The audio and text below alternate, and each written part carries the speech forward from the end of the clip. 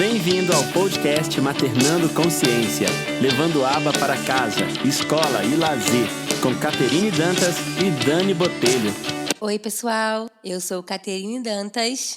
E eu sou Dani Botelho, e esse é o nosso podcast Maternando Consciência, levando aba para casa, escola e lazer. E estamos aqui para o nosso terceiro podcast. Hoje estamos com um convidado muito especial, que é o Dr. Gustavo Teixeira. Dr. Gustavo, fala aí com a gente um pouquinho. Caterine, tudo bem? Daniele, tudo bem? Em primeiro lugar, eu quero agradecer o convite. Realmente é uma honra estar aqui com vocês. Parabéns por esse projeto do podcast. E eu tenho certeza que vocês já estão ajudando muitas famílias brasileiras, iluminando aí e dando oportunidade, né, de muitas famílias estarem aprimorando seus conhecimentos para poder estar ajudando seus filhos nos seus tratamentos. Então, enfim, eu me sinto muito confortável em falar dessa questão de psicoeducação, né? Então, enfim, minha carreira começou 15 anos atrás no Brasil como médico e trabalhando com psiquiatria da infância e adolescência. E desde o início, né, eu achava, eu via questões importantes que precisavam ser trabalhadas dentro da área de saúde mental, mas que não eram endereçadas, né? Então, a gente, dentro de uma faculdade, a gente aprende muitas vezes a fazer um diagnóstico correto e a gente aprende a fazer uma proposta terapêutica envolvendo medicação, por exemplo, que em muitos casos é muito importante, é muito necessária. Só que uma coisa que passou a acontecer comigo, eu comecei a pegar os principais guidelines europeus e americanos, e o primeiro item, quando falava em tratamento em saúde mental na infância, falava em psychoeducation, né, psicoeducação. E eu não sabia o que era isso, né? Não se falava na faculdade, não se falava nos cursos de especializações em saúde mental, e eu fui pesquisar. E fui estudar, e quando eu chegava aqui nos congressos nos Estados Unidos falava-se muito nisso, e eu fui aprender que psychoeducation, ou psicoeducação, é todo esse processo de nós passarmos informações a respeito das condições comportamentais, né? Então, por exemplo, uma criança no espectro autista, o que é o autismo, quais são as causas, quais são os sintomas, por que tem que tratar, o que vai acontecer se tratar, o que vai acontecer se não tratar, né? Quer dizer, sempre utilizando uma linguagem simples, prática, objetiva, não adianta você falar numa linguagem que só médico entende, né? E a partir daí eu comecei a conduzir minha carreira médica com esse olhar psicoeducacional que é tão importante, e minha carreira acabou indo todo para o lado educacional, né? Então, o pessoal achava esquisito quando eu fui fazer um mestrado em educação, né? Que o Teixeira está fazendo mestrado em educação, maluco? Não tem nada a ver mestrado em educação. Na verdade, tem tudo a ver. Se você trabalha com saúde mental na infância, você tem que ter um profundo conhecimento em educação, né?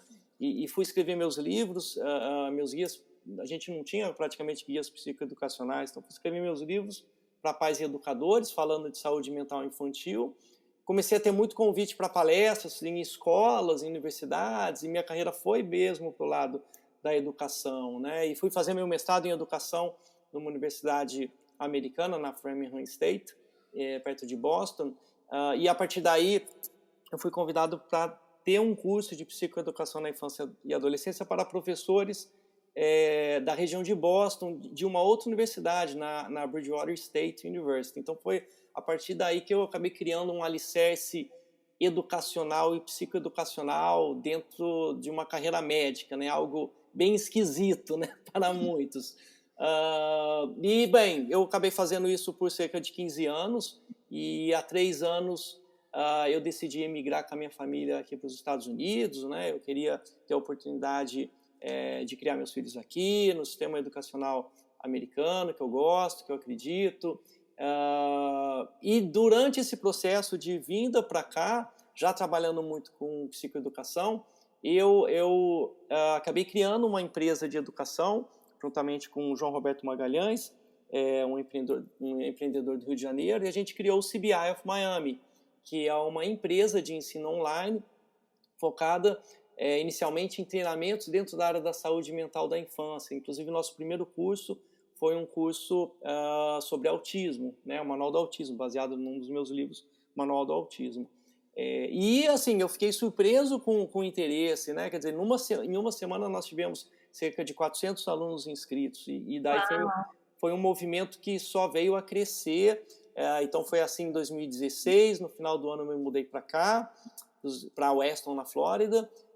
2017 também. Em 2018, nós fizemos parcerias com universidades no Brasil e lançamos uma primeira pós-graduação em transtorno do espectro autista, né? E que foi um grande sucesso. Hoje, nós estamos aí, o CBRF Miami tem cerca de 4 anos, quase 4 anos de existência. Nós estamos com 20 programas de pós-graduação, a grande maioria desses programas de pós-graduação dentro da área do autismo, né? Então, assim, a gente viu um interesse muito grande, uma população muito carente querendo essas informações. E uma coisa importante que também me surpreendeu muito, a gente dá o exemplo, a pós-graduação em análise do comportamento aplicada com o Luciano Lacerda, que inclusive foi já convidado de vocês, não é isso?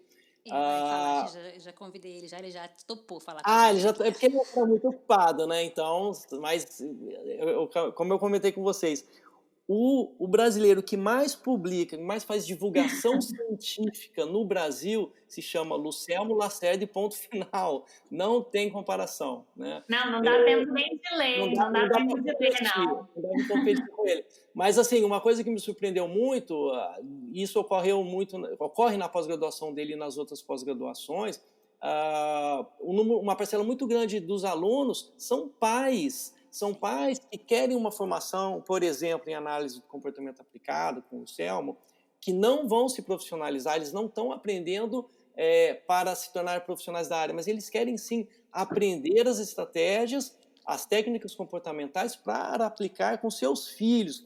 Vocês não estão vendo, mas eu fico realmente arrepiado quando eu falo isso, porque é algo que me surpreendeu, é algo incrível, né? Então, as famílias estão ávidas por conhecimento, precisam dessa informação e basicamente o que elas querem é ter mais conhecimento para ajudar os seus filhos. Então, o que a internet hoje está possibilitando, através dos cursos do CBRF Miami, através do trabalho de vocês, do podcast, é difundir informação psicoeducacional de uma forma rápida e eficiente. A gente consegue conectar pessoas de altíssimo nível, altíssimo gabarito, e a gente pode promover informação psicoeducacional. Então, isso, obviamente, era algo impensável 15 anos atrás. A gente está podendo construir agora, no mundo inteiro está ocorrendo isso, mas a gente está podendo construir no Brasil algo que nunca existiu antes. A gente está podendo orientar muitas famílias. Então, parabéns para vocês duas. Estamos juntos nessa luta e eu tenho muito orgulho assim, de estar participando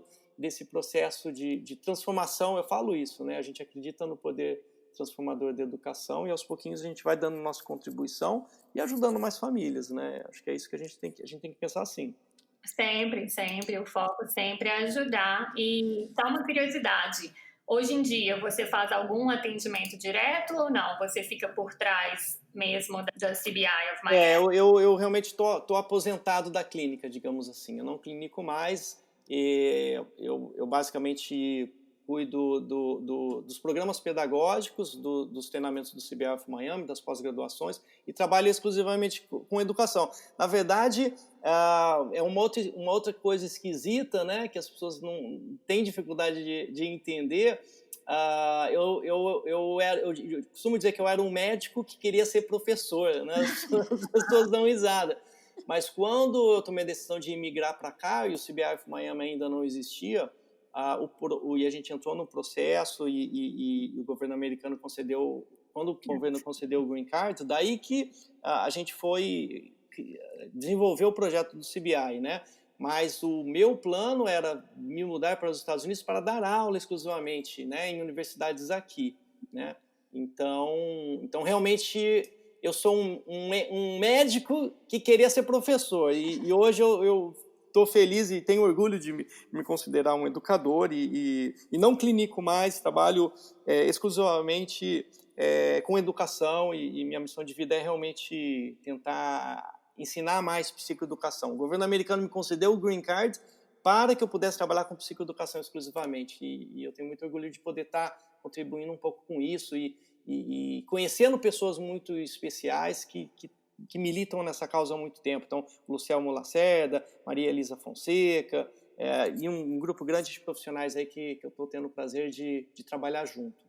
E eu acho super legal que, assim, eu, por exemplo, eu trabalho durante o dia todo aqui com autismo e com intervenção precoce, e hoje em dia eu tiro uma parte do meu tempo para poder ajudar pessoas no Brasil. Não tem muito tempo que eu comecei a fazer isso, que eu criei meu Instagram, e o que me fez criar foi uma reportagem que eu vi na televisão sobre como, né, o autismo estava sendo tratado no Brasil, e eu fiquei horrorizada.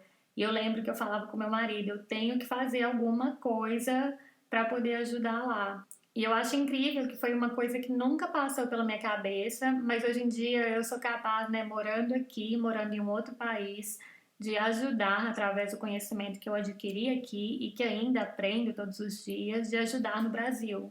É maravilhoso isso. Não tem outra palavra, cara. É maravilhoso. Isso é muito legal. Eu estou muito mais conectado com o Brasil morando aqui do que quando eu estava no Brasil. Eu não tenho dúvida disso. Vocês duas também, não tenho dúvida disso. Isso é muito legal. Muito, muito, muito legal. É verdade. Não, e poder ajudar... É porque eu não conhecia o autismo antes no Brasil, né? E quando eu vim para cá e eu vi o que meu filho recebe aqui, eu falei, nossa, acho que o Brasil precisa saber o que existe, que o autismo não tem tratamento, né? Ou tem o que a gente fazer, tem o que a gente possa fazer, né? Eu acho que isso que é o legal de mostrar. E começa com psicoeducação, com psycho education, com informação, né? Informação para os médicos. Gente, assim, eu não sou tão velho assim, tá? Eu estou formado há 15 anos e o que eu posso dizer é o seguinte... Eu sou formada há 15 também, Gustavo. Então, somos jovens, somos todos jovens. Mas assim... Caramba, é difícil achar uma outra palavra. Eu vou falar a palavra que me vem à cabeça. É bizarro, e vocês vão entender e vão concordar comigo. Eu passei 6 anos de faculdade de medicina sem ter uma única aula a respeito de transtorno do espectro autista. Eu vou repetir. Eu fiz 6 anos de faculdade de medicina e não tive nenhuma aula de transtorno do espectro autista. Depois eu fiz 2 anos de psiquiatria num grande centro de saúde mental do Brasil, um dos mais famosos do Brasil, não vou citar o nome. Eu passei 2 anos e não tive nenhuma aula de transtorno do espectro autista. Vocês conseguem acreditar?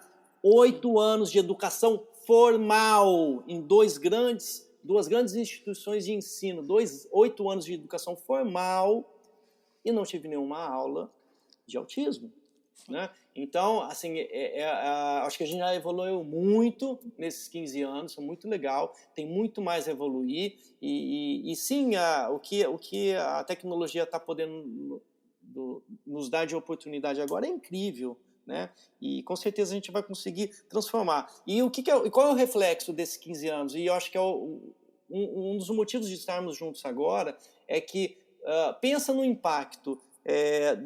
Todos os médicos formados no Brasil nos últimos... vamos pensar pelo menos esses 15 anos para trás aí, em que eu me formei, né? Então, todos os médicos aí no auge da carreira, digamos assim, nenhum deles teve aula de transtorno de espectro autista. O que significa isso? Né? Significa que os pediatras, principalmente os pediatras formados já há alguns anos, com certeza não têm nenhum conhecimento em transtornos do espectro autista. São crianças que estão chegando no consultório, que os sintomas passam despercebidos, muitas vezes o pediatra tem aquela postura expectante. Mãe, você é muito ansiosa, calma, menino é mais lentinho, né? Ele tem o tempo dele, vai dar um clique, eu fico nervoso, eu tenho um ataque histérico quando eu escuto isso. Eu continuo escutando isso. Né? Ele tem o tempo dele. Calma, espera 6 meses. Tempo, né? Cada criança tem seu tempo. Menino é mais lento. Essa mãe é muito ansiosa, né? Vamos reavaliar daqui 6 meses. Não. E o que esse material que nós vamos discutir hoje fala muito disso, né? A importância da gente fazer uma investigação. A aplicação da escala MChat, né, que a gente vai ter oportunidade de conversar, é super simples, né, é auto-aplicável, os pais aplicam, são 23 itens, respondeu 3 respostas negativas, já é sinal de alerta, sinal amarelo ali, tem que investigar, tem que ir para um profissional especializado em saúde mental. Então, o carro-chefe é o pediatra, nenhuma criança com 6 meses de idade, com 1 ano de idade, vai ao psiquiatra da infância, ao neuropediatra. Ele vai ao pediatra. Então, se o pediatra, mesmo que ele não tenha conhecimento em autismo, se ele aplicar essa escala MCHAT, isso é uma recomendação da Sociedade Brasileira de Pediatria, ele vai ter a resposta ali na hora, rápido, é auto-aplicável, né? Quem vai responder são os pais, é simples. Respondeu não 3 vezes, vai mandar para um neuropediatra, vai mandar para um serviço de saúde mental, para um psiquiatra infantil, e a partir daí, fazendo isso, nós teremos a oportunidade de fazer diagnóstico precoce e fazer intervenção precoce. Isso é o padrão ouro de tratamento. A gente tem a oportunidade de fazer um diagnóstico rápido, precoce, né? Então, já é possível identificar sintomas com 6 meses, com 1 ano, com 1 ano e meio, e aí a gente inicia uma intervenção rápida. Mas e se o médico não fechar o diagnóstico? Acontece de não fechar o diagnóstico? Claro que acontece. E o que a gente faz? A gente espera mais 6 meses para fechar mesmo bonito o diagnóstico? Claro que não, Jesus. A gente começa o quanto antes a intervenção. Identificou um prejuízo? Eu não sei o nome disso, eu não sei se pode ser autismo, eu não tenho certeza. Não interessa. Intervenção precoce, começa a tratar. Né? Tem um impacto negativo, tem um sintoma, existe um atraso, né, nas milestones, nos marcos do desenvolvimento, inicia o tratamento. Né? Então acho que estamos caminhando, né, no sentido positivo. Aos pouquinhos a gente vai conseguir ajudar mais famílias e alertar os pediatras, né, que eles são peças fundamentais nesse processo de identificação precoce e de intervenção precoce. Para esclarecer aqui, pessoal, o Dr. Gustavo já começou falando um pouquinho da parte da identificação, e a gente vai falar sobre o artigo que foi publicado pela Associação Americana de Pediatria.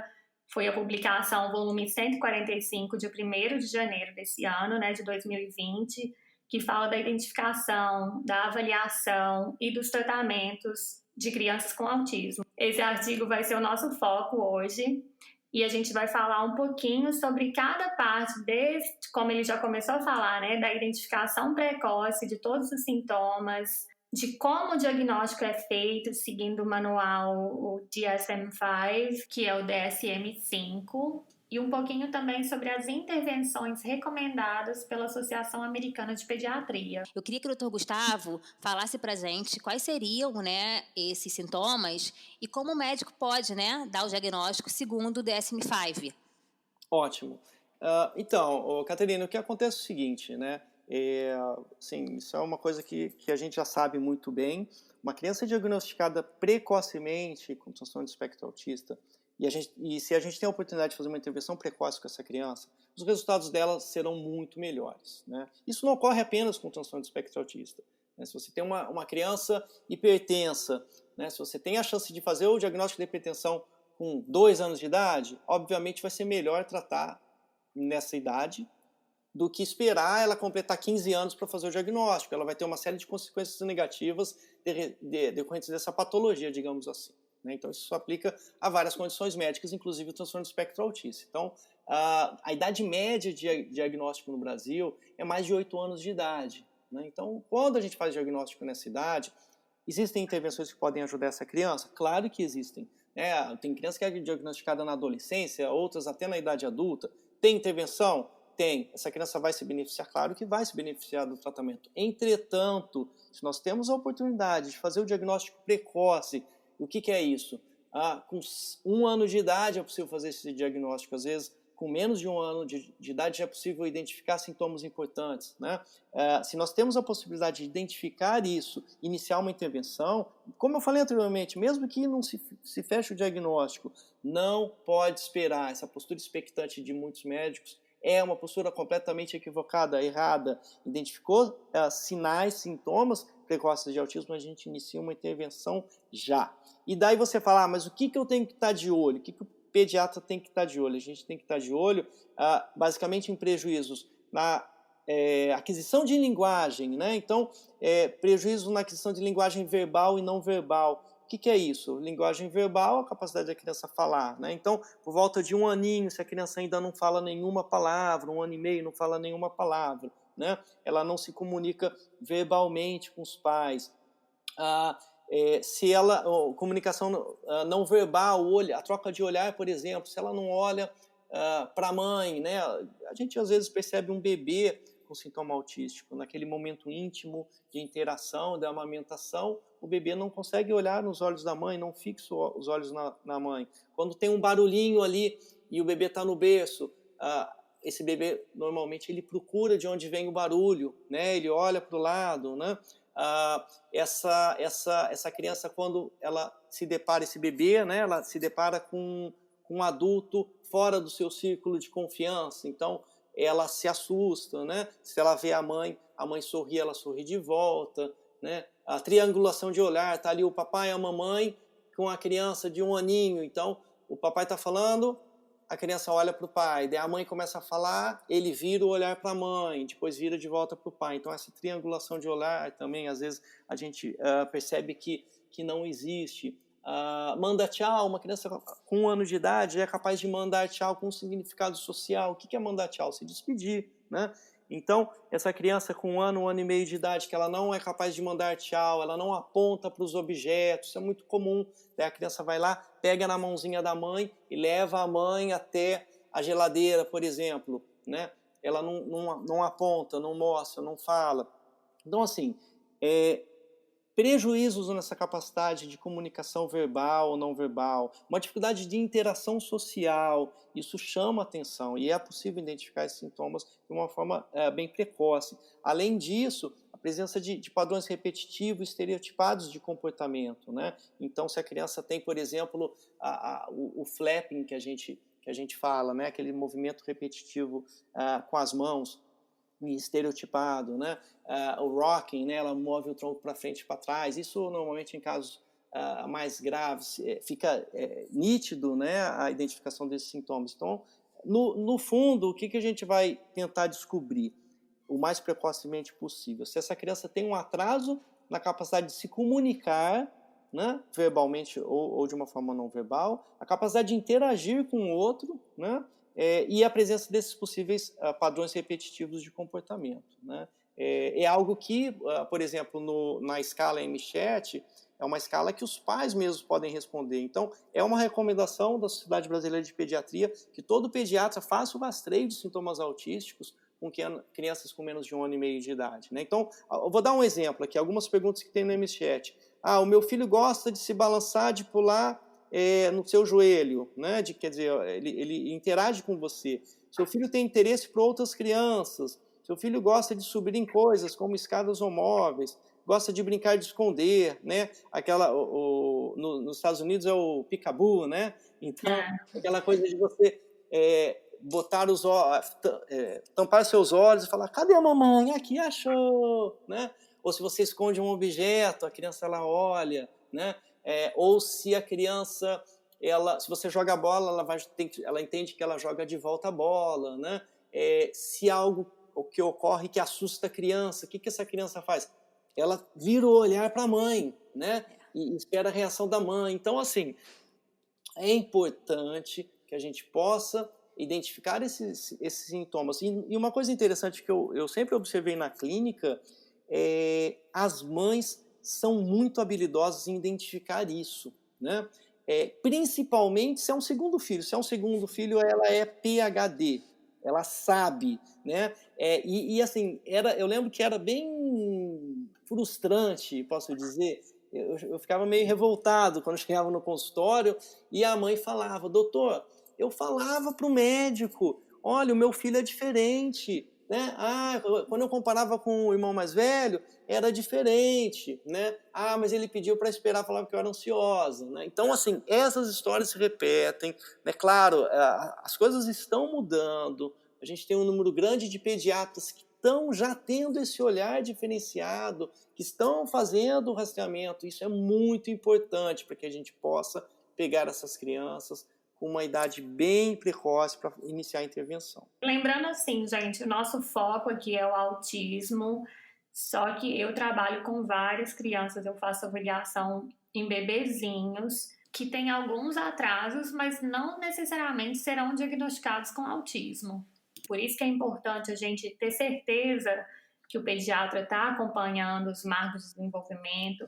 a gente observar, a gente conhecer um pouquinho, né? Um bebezinho, ele tem o choro diferenciado, a mãe sabe falar quando ele chora e está com fome, quando ele chora e está com raiva, quando está cansado, a maneira que ele mama no peito, a maneira que ele toma mamadeira, que ele come, né, usando colherzinha, se ele está comendo papinha. Então, são várias características que a gente pode observar, mas que não são necessariamente autismo, só são atrasos de desenvolvimento. E assim, a gente consegue estimular aquele bebê ou aquela criancinha, aquele toddler, né, de 2 aninhos, que a gente consegue estimular e fazer com que esse atraso diminua. Então, assim, é importante ficar atento a todos os sinais, independente se a criança vai ter um diagnóstico ou não.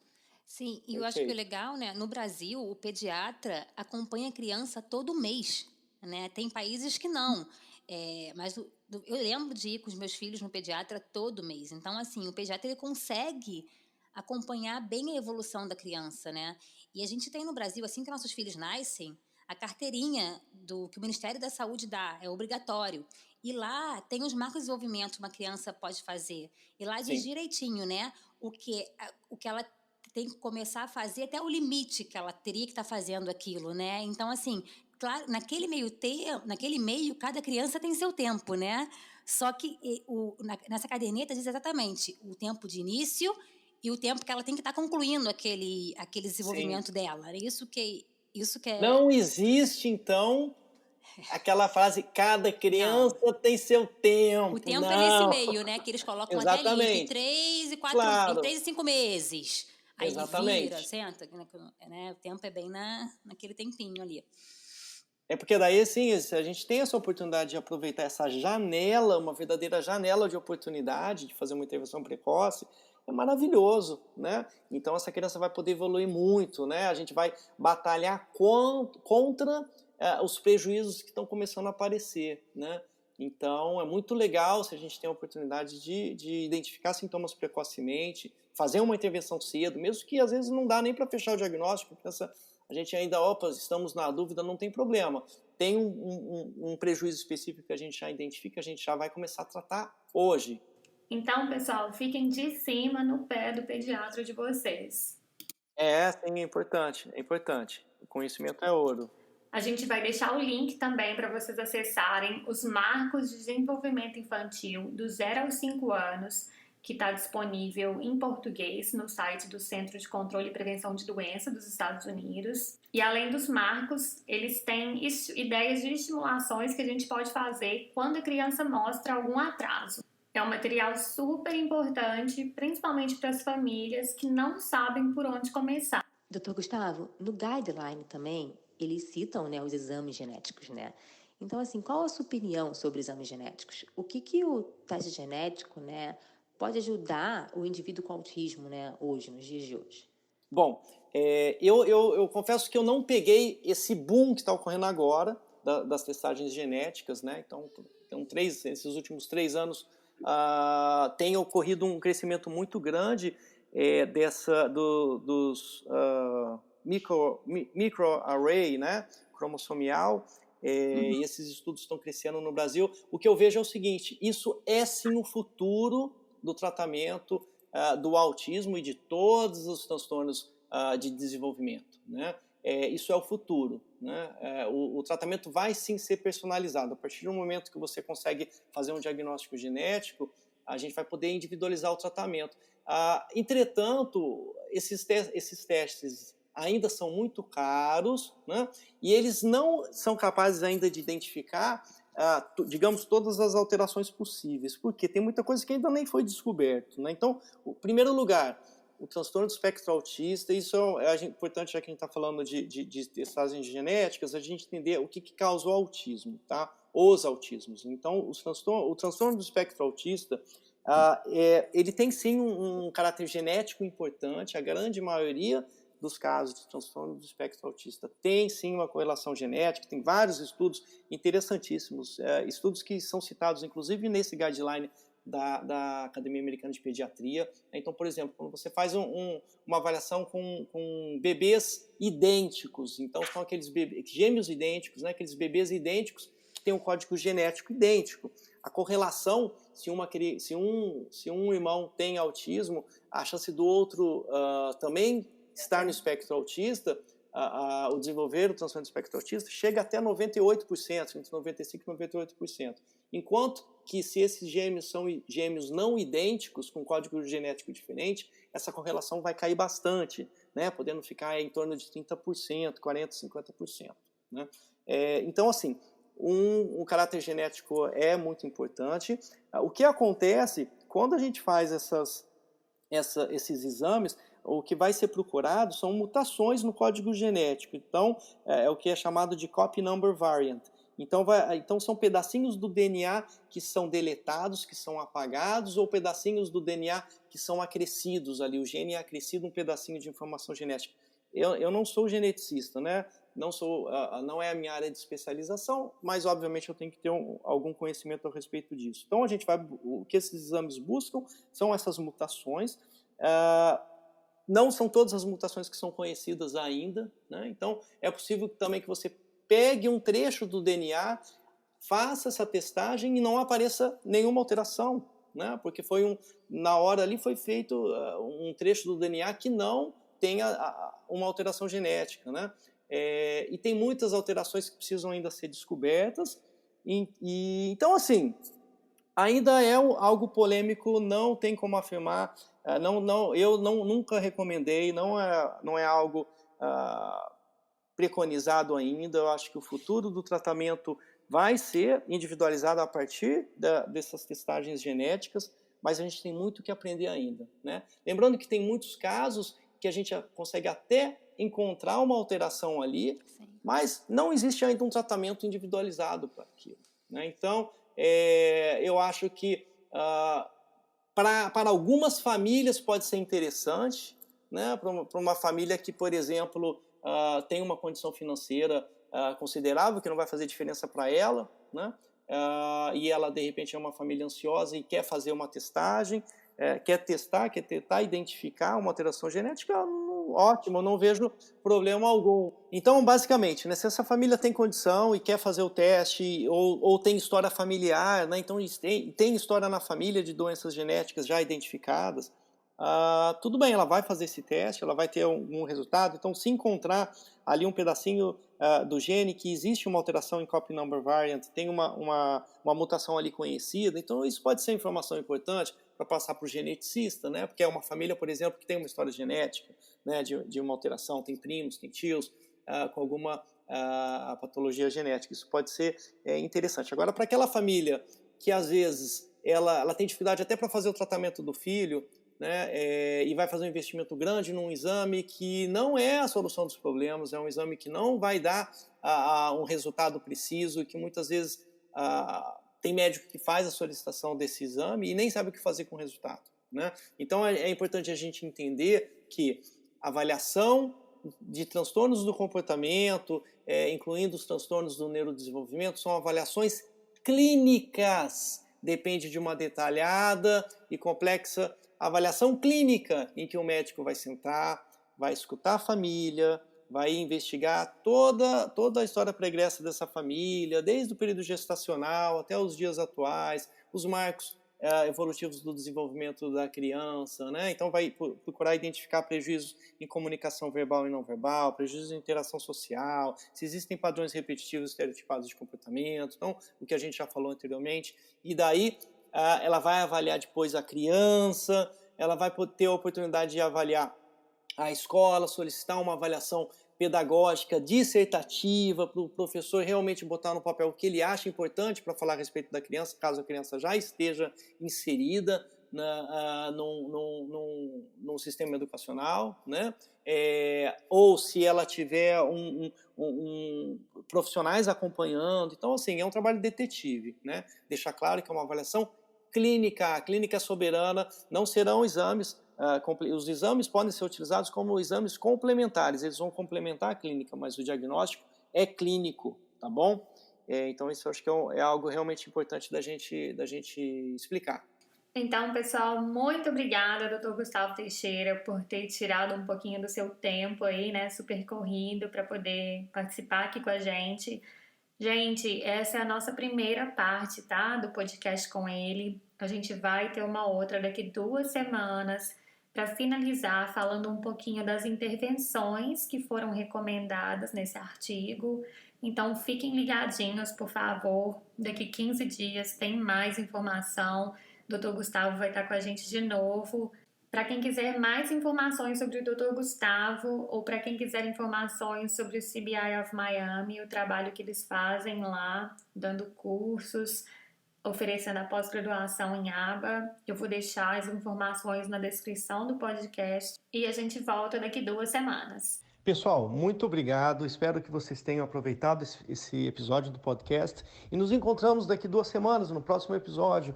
A gente vai falar um pouquinho a respeito de medicação dentro do transtorno do espectro autista. Vamos falar um pouquinho da importância da orientação de pais, né? De como pais podem realmente ajudar muito, muito mesmo no tratamento de seus filhos. Um abraço, até a próxima. Parabéns, Caterine. Parabéns, Dani. Tchau. Bom, gente, espero que vocês tenham gostado. Fica aqui o meu beijo e até a próxima. Bye, bye.